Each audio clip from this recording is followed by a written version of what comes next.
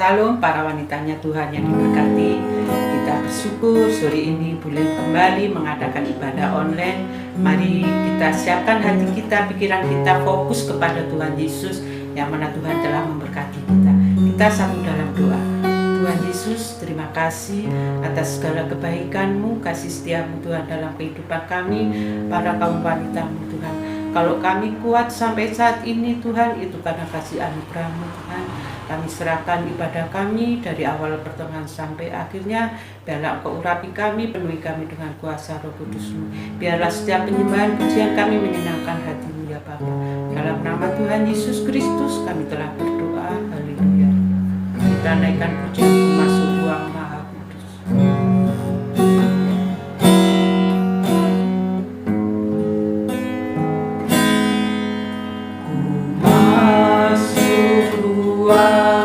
Maha Kudus dengan darah yang tebus, masuk dengan hati tulus, menyembah yang Maha Kuasa.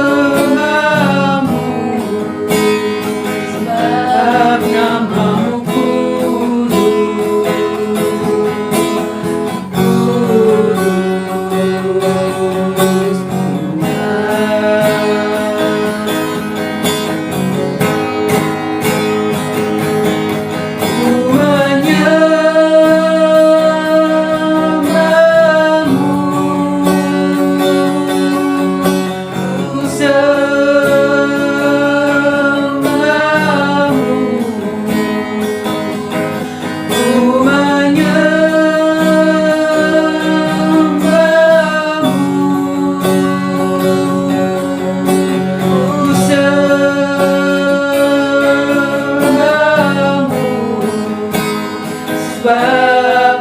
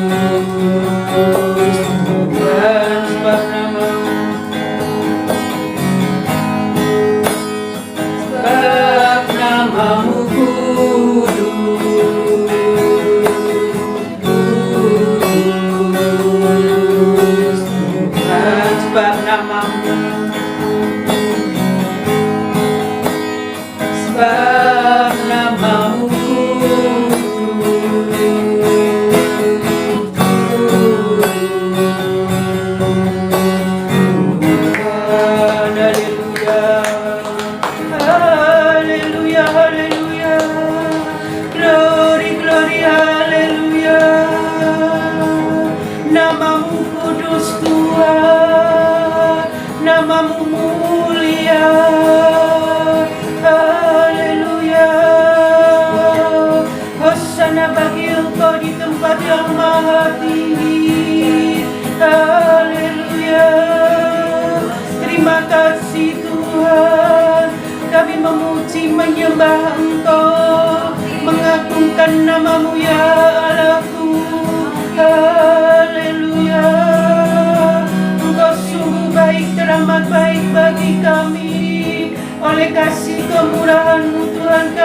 ada sebagaimana ada saat ini. Haleluya. Ditinggikan, diagungkan namamu ya Allahku. Engkaulah Tuhan dan Rajaku, terpujilah namamu Tuhan. Haleluya. Kami sungguh bangga memiliki Allah seperti Engkau.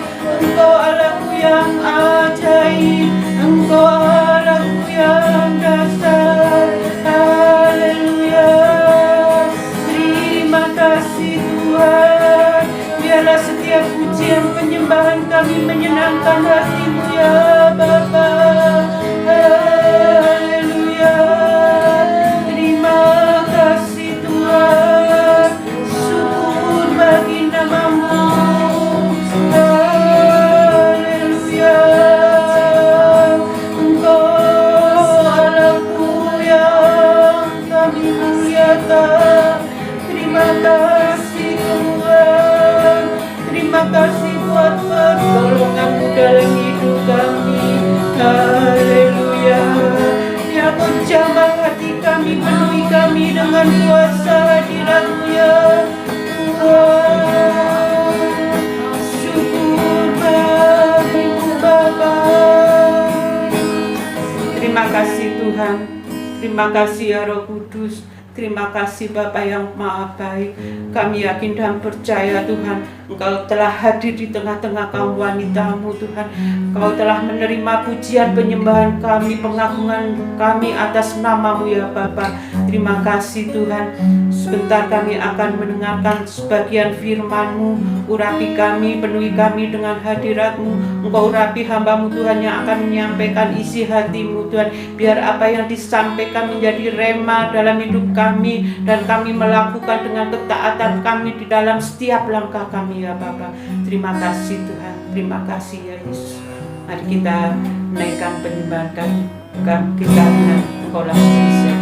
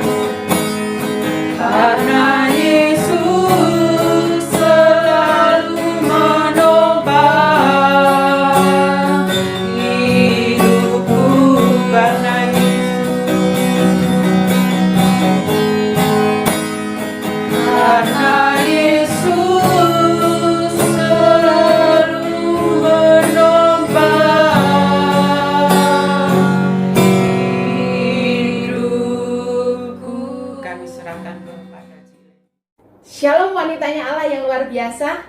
Hari ini kita kembali bertemu untuk beribadah wanita secara online. Ini sudah dimulai 2 kali, 2 minggu yang lalu dan hari ini. Kita berdoa supaya pandemi ini segera berakhir, sehingga kita bisa bersama-sama beribadah secara langsung ya. Wanitanya Allah yang luar biasa. Hari ini saya akan menyampaikan sharing firman Tuhan mengenai pencobaan di padang gurun. Kadang-kala saya berpikir, apa yang terjadi pada hari-hari ini itu adalah gambaran yang pernah Tuhan Yesus berikan lebih dari 2000 tahun yang lalu. Di dalam Matius, kita baca terlebih dahulu, di dalam Matius 4, mulai ayat pertama sampai yang ke-11, kita melihat perikopnya, yaitu pencobaan di padang gurun.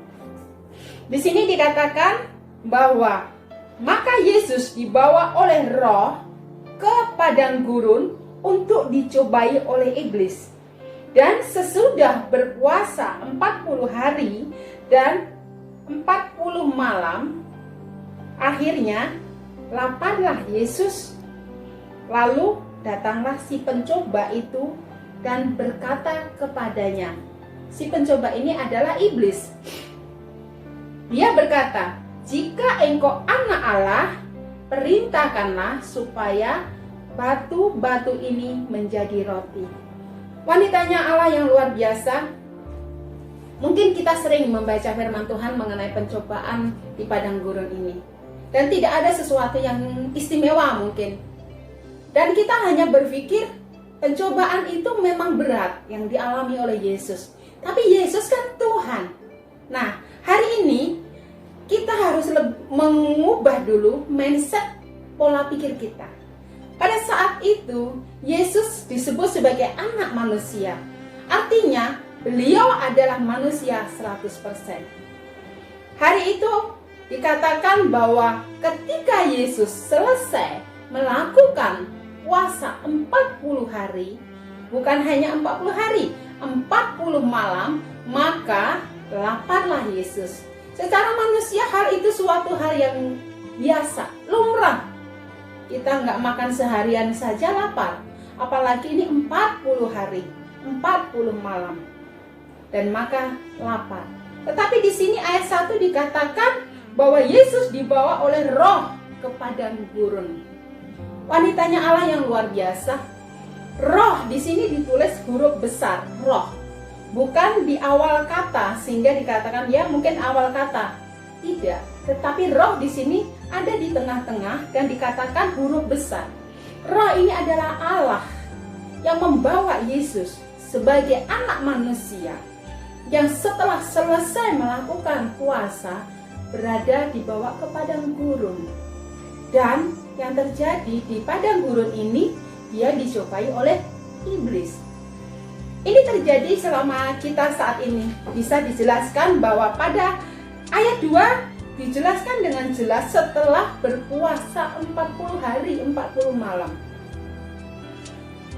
Kita sebagai manusia, ketika kita berada di dalam posisinya Yesus pada saat itu, apa yang terjadi?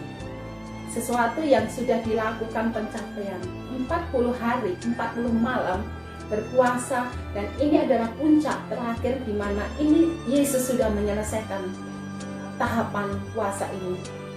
Bukan hidangan yang istimewa yang dihadapkan, tetapi Yesus dibawa ke padang gurun.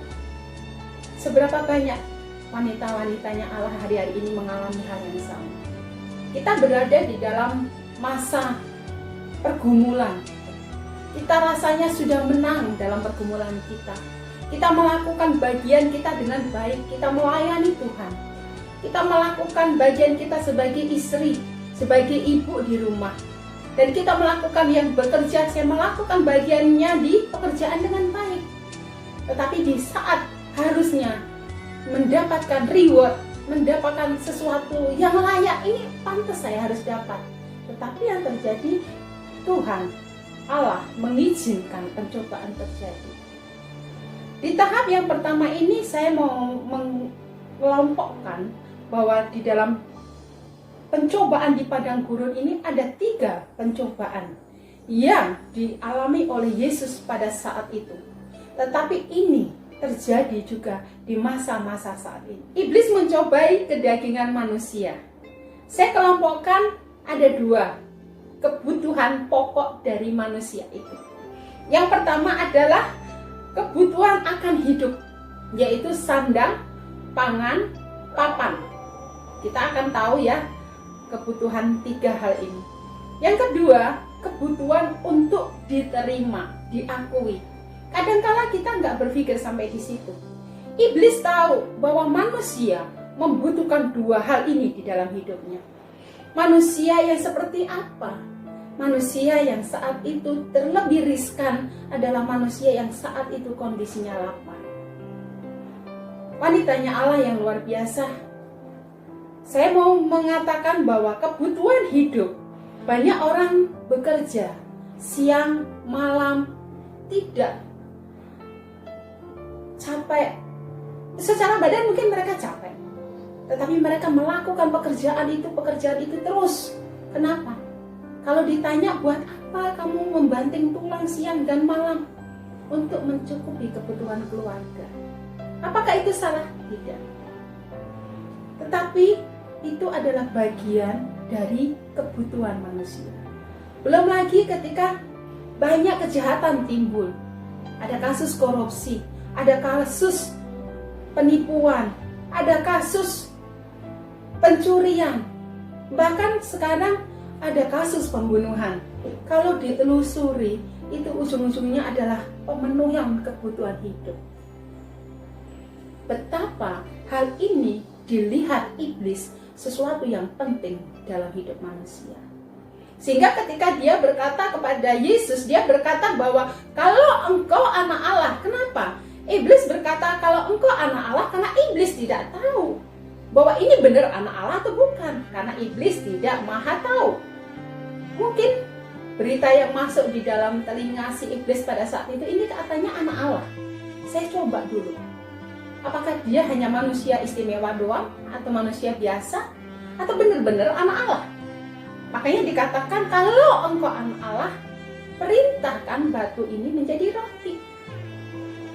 Bukan sebuah hal yang sulit bagi Yesus melakukan mukjizat seperti itu. Tetapi ketika Yesus tidak menuruti iblis, bukan berarti Yesus tidak mampu.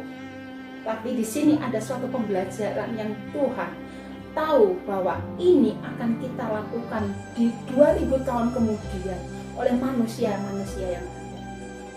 Yang pertama, iblis tahu kebutuhan pokok manusia itu di hadapannya. Makanya dia butuh roti, butuh makan. Maka dicobai. Apalagi manusia yang habis berpuasa 40 hari 40 malam, di mana di sini dikatakan Yesus lapar. Ketika orang lapar, dia tidak butuh tidur. Ketika orang lapar, dia tidak butuh kekayaan. Yang dibutuhkan pada saat itu adalah makan. Ketika saudara, ada orang lapar datang kepada wanita-wanitanya Allah, kemudian dia tawari, ya udah, kamu lapar kan, saya kasih baju. Dia nggak bisa, dia butuh makan. Dan iblis tahu, itu kasih makan. Jadi yang pertama adalah kebutuhan akan hidup. Yesus ditantang, dicoba. Ubahlah batu menjadi roti. Yang kedua, di sini adalah kebutuhan untuk diakui. Iblis tahu sekali bahwa manusia butuh untuk diakui. Kebutuhan untuk diakui itu terjadi. Banyak orang di dalam dunia ini melakukan kejahatan hanya karena minta diakui. Kalau ditanya, kita lihat berita, kita baca di internet, kenapa terjadi pembunuhan, kenapa terjadi pemukulan, mengapa terjadi penganiayaan? Selalu jawabnya karena dia menghina saya. Bahkan sepasang kekasih pun bisa saling melukai hanya gara-gara apa? Dihina. Yang perlu kita lakukan hari-hari ini, menyadari Yesus memberikan gambaran, Allah Bapa memerintahkan Yesus untuk dicobai di padang gurun ini adalah untuk jawaban 2000 tahun kemudian akan terjadi namanya krisis keakuan. Yang pertama, saya katakan iblis mencobai kedagingan manusia. Ia katakan bahwa di sini iblis mengerti bahwa ada dua dasar. Ini pencobaan yang dasar sekali. Jadi kalau hari-hari ini kita melihat bahwa kita dicobai masalah ekonomi kita dicobai oleh, kita masih marah dihina orang, kita masih tersinggung dengan perkataan-perkataan orang. Saya katakan ini masih dalam pencobaan yang pertama. Kenapa? Karena ini adalah pencobaan dasar, yaitu kedagingan manusia. Di sini, lalu apa yang harus kita lakukan untuk tahap yang ini? Yesus berkata kepadanya, Yesus mengajarkan bagi kita untuk belajar bahwa ada tertulis manusia hidup bukan hanya dari roti saja, tetapi setiap firman yang keluar dari mulut Allah. Artinya, ketika kita supaya lolos di dalam pencobaan yang pertama, kita harus tahu bahwa kita menyadari hidup kita bukan hanya dari roti. Jadi bukan dikatakan tidak dari roti, melainkan berbeda. Tetapi bukan hanya, artinya roti memang menjadi kebutuhan. Roti ini artinya makanan, kebutuhan pokok kita, itu menjadi kebutuhan. Tetapi bukan hanya sekedar itu, tetapi setiap firman yang keluar daripada Allah. Saya gambarkan seperti ini. Roti itu mengisi perut yang kosong. Artinya bahasa Inggrisnya fill, mengisi. Tetapi firman ini fulfill, artinya memenuhi. Mengisi belum tentu penuh. Tetapi kalau fulfill itu penuh, memuaskan. Firman Tuhan itu adalah bagian kebutuhan pokok manusia yang harus kita penuhi. Jadi selain makan, kita juga harus butuh. Loh, orang kalau nggak makan bisa mati. Terbukti di dalam Alkitab tertulis ada orang 40 hari 40 makan. Terbukti di dalam Alkitab tertulis ada orang 40 hari 40 malam tidak makan, tidak mati. Sekali lagi, Yesus pada saat itu adalah manusia, bukan Allah. Jadi jangan berpikir ya itu Tuhan Yesus, bukan. Pada saat itu dia adalah anak manusia, sebenarnya 100%. Artinya kita sama. Kalau kita tidak makan makanan rohani dalam hidup kita, yang terjadi kita akan mati. Omong kosong. Saya udah berapa tahun nggak ke gereja, saya nggak mati.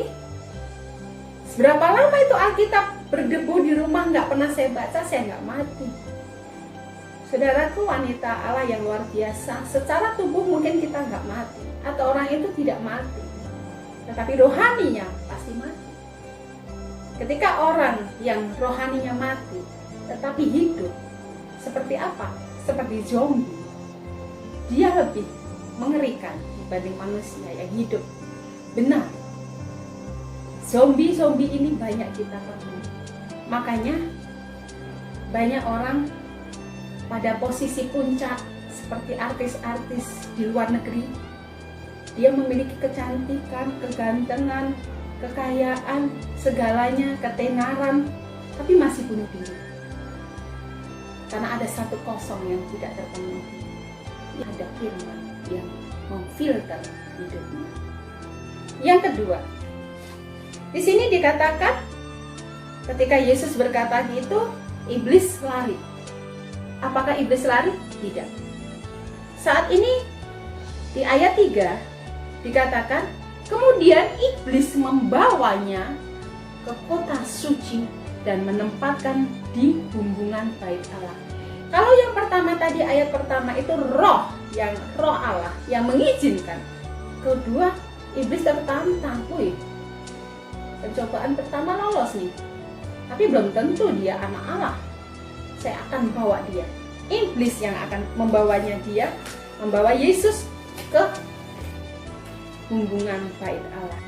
Jika engkau anak Allah, jatuhkanlah dirimu ke bawah, sebab ada tertulis mengenai engkau, ia akan memerintahkan malaikat-malaikatnya dan mereka akan menolong engkau di atas tangannya, supaya kakimu jangan terantuk kepada batu.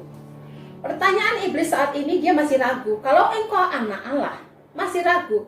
Tetapi dia juga ingat firman. Ada tertulis mengenai engkau. Artinya iblis juga tahu bahwa akan datang Mesias, anak Allah yang hidup. Makanya dia mencobai, jikalau engkau anak Allah. Kalau yang ayat pertama, dia seakan-akan benar-benar tidak tahu, hanya coba-coba. Tapi yang kedua, dia penasaran bahwa Yesus ke baik Allah, hubungan baik Allah, dan di situ dia menanyakan kepadanya Yesus untuk dicobai. Di yang kedua ini saya kategorikan iblis mencobai kelemahan kita. Ketika kita hidup di dalam firman, maka kondisi ekonomi, tekanan hidup, penghinaan itu bukan menjadi sesuatu yang membuat kita itu meninggalkan Tuhan. Jadi iblis tahu bahwa ini bukan manusia biasa. Pencobaan ini saya catat tadi ya, di ayat 5 dikatakan iblis membawa Yesus. Mungkin kita sudah hidup benar secara rohani, kita ini sudah hidup benar secara rohani, kita tahan terhadap pencobaan dasar tadi. Namun muncul cobaan yang membawa kita bisa menjadi tawar. Dan pencobaan ini terjadi bukan hanya bisa menimpa jemaat biasa saja, tetapi pelayan Tuhan, hamba Tuhan pun akan bisa mengalami. Dikatakan, saya tulis di sini, keterpurukan ketika Yesus diminta menjatuhkan diri. Di sini Tuhan Yesus diminta untuk menjatuhkan diri. Ini menggambarkan tentang keterpurukan. Kadang-kala kita berada di dalam Tuhan, kita hidup benar, kita tahan terhadap uji, dan kita menang terhadap pencobaan itu. Tapi tiba-tiba kita ada yang anak Tuhan yang bisnisnya mulai turun, mereka baru turun. Mungkin ada juga yang rumah tangganya yang mulai diusik oleh iblis, terjadi masalah antara suami dan istri, atau mungkin dengan anak-anak. Kemudian ada yang diusik oleh apa? Tubuhnya ada sakit. Ini adalah gambaran dari kelemahan tubuh. Lalu pelajaran apa yang Yesus berikan dalam kejadian ini? Yesus berkata di ayat 7, Yesus berkata, ada pula tertulis, janganlah engkau mencobai Allah. Kami tanya Allah yang luar biasa. Di sini Yesus berkata kembali kepada firman akan pencobaan yang iblis lakukan itu, bahwa ada tertulis jangan engkau mencobai. Artinya ketika mengalami pencobaan karena kelemahan tubuh kita yang sedang diusik oleh iblis, yang harus kita lakukan, Tuhan mengajarkan kita kembali kepada firman, kembali kepada Tuhan, tetap berpegang.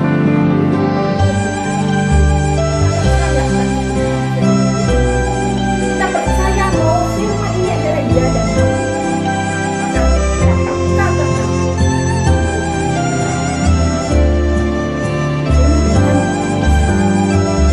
apa yang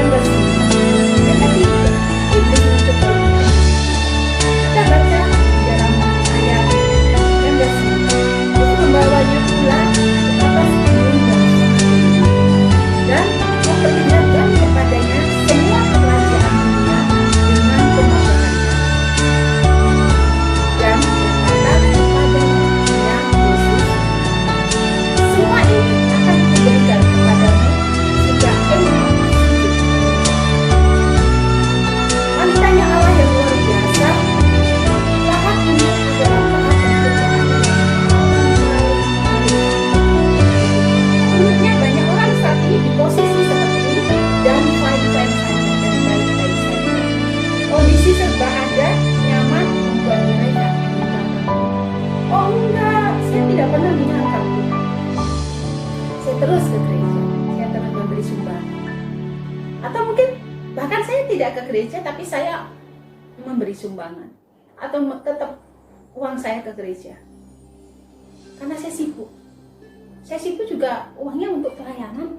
Mungkin ada yang menjawab seperti itu. Tapi yang terjadi sebenarnya mereka sedang dalam pencobaan.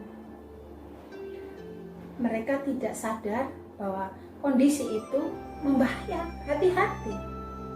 Bukan berarti berapa lama kita melayani Tuhan, bukan seberapa lama kita hidup dalam menjadi anak-anaknya Tuhan, tetapi seberapa lama kita terus melekat di dalam Tuhan. Wanitanya Allah yang luar biasa. Apa yang harus dilakukan ketika kita berada di pencobaan yang paling bahaya ini? Tuhan Yesus berkata kepada iblis. Maka berkatalah Yesus kepadanya, "Enyalah iblis, sebab ada tertulis, engkau harus menyembah Tuhan Allahmu dan hanya kepada Dia sajalah engkau berbakti." Lalu iblis meninggalkan Allah. Dan lihatlah, malaikat-malaikat datang melayani Tuhan. Iman kita dicobai. Apa yang dilakukan pada pencobaan yang terakhir ini? Yang harus kita lakukan adalah kita harus tangking si iblis. Kita harus lawan iblis supaya dia enyah dari hadapan kita. Kita nggak bisa kompromi. Coba saya lihat-lihat dulu deh, tawarannya menarik atau bukan. Oh, kadang orang berkata seperti itu. Kita nggak boleh kompromi terhadap dosa yang seperti ini, karena banyak orang yang gagal, banyak orang yang terjatuh di dalam kekayaan ini. Tidak sedikit orang yang terlena dengan tawaran iblis. Bukan hanya kekayaan. Ketika orang sudah pada posisi kekayaan yang melimpah, dia mulai hal lain lagi yang dilakukan. Yang harus kita lakukan adalah kita lawan iblis. Kita tangking dalam nama Yesus, enyahlah iblis. Ketika pikiran itu ada di dalam pikiran kita, ada tawaran, godaan itu muncul di hati kita, pikiran kita, kita lawan. Kita sibuk, kita bisnis terlalu sibuk. Kita ingat, saatnya saya harus memberikan waktu kita kepada Tuhan. Kita baca di Yakobus 4 ayat 7. Karena itu tunduklah kepada Allah dan lawanlah iblis, maka ia akan lari daripadamu. Di dalam firman Tuhan jelas dikatakan kita harus tunduk kepada Allah dulu. Tunduk kepada Allah, lawanlah iblis, maka dia akan lari daripadamu. Wanitanya Allah yang luar biasa. Kenapa saya bawa firman Tuhan ke WBI tentang pencobaan di padang gurun ini? Rasanya itu ini harusnya pantas untuk umum. Boleh, umum pun boleh melihat. Tetapi kenapa saya katakan ini di WBI? Karena apa? Kita adalah tiang doa rumah kita. Kalau di Jawa bilang, sopo gurunya rumah tangga itu wanita. Perempuan adalah penolong laki-laki. Kita lemah, seisi rumah kita lemah. Ketika wanita-wanita itu Allah itu mengerti kebenaran akan firman Tuhan ini, yang terjadi rumah tangga ini akan kuat. Dia bisa memberikan masukan kepada suami, bisa mendidik anak-anak dengan kebenaran Tuhan. Saudaraku, pandemi atau tidak pandemi, kita tetap akan dihadapkan pada tantangan hidup ini. Allah yang luar biasa. Apapun hari-hari ini yang boleh kita alami, kita percaya. Apakah itu kebutuhan pokokkah? Apakah itu kelemahan tubuh kita yang sedang diuji? Adakah iman kita yang sedang diuji? Satu hal yang boleh kita pegang, Tuhan tidak pernah meninggalkan kita. Firman-Nya selalu mengajarkan kepada kita kebenaran-kebenaran yang boleh kita hidup. Mungkin ini akan menjadi rema bagi wanita-wanita Allah. Kita tetap percaya, berkata sesuai dengan kebenaran firman. Tetap kuat, tetap percaya bahwa Yesus tidak pernah meninggalkan kita. Tuhan Yesus memberkati. Haleluya. Puji Tuhan, para wanitanya Allah, Kita bersyukur sore ini sebab kita sudah beribadah bersama-sama kepada Tuhan, dan kita percaya bahwa firman Tuhan telah memberkati kita sekalian, sehingga kita menjadi para wanitanya Allah yang lebih antusias, lebih semangat untuk tetap percaya dan melayani Tuhan. Mari kita akhiri ibadah kita berdoa. Bapa di surga, di dalam nama Tuhan Yesus Kristus, kami bersyukur dan berterima kasih sebab pada hari ini para wanitamu telah beribadah kepadamu, telah mengagungkan namamu, sehingga biar kiranya Engkau disenangkan ya Tuhan.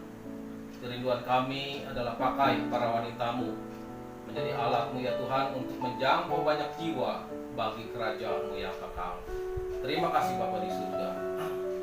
Berdoa pada saat ini Tuhan, biar kiranya berkat yang besar dari Allah Bapa, kasih sayang dari Tuhan Yesus Kristus, serta dengan persekutuan, penyertaan, penghiburan, bahkan urapan Roh Kudus tetap menyertai-Mu mulai saat ini sampai Maranatha, sampai Tuhan Yesus datang kembali. Terima itu semua demi nama Tuhan Yesus. Haleluya. Amin.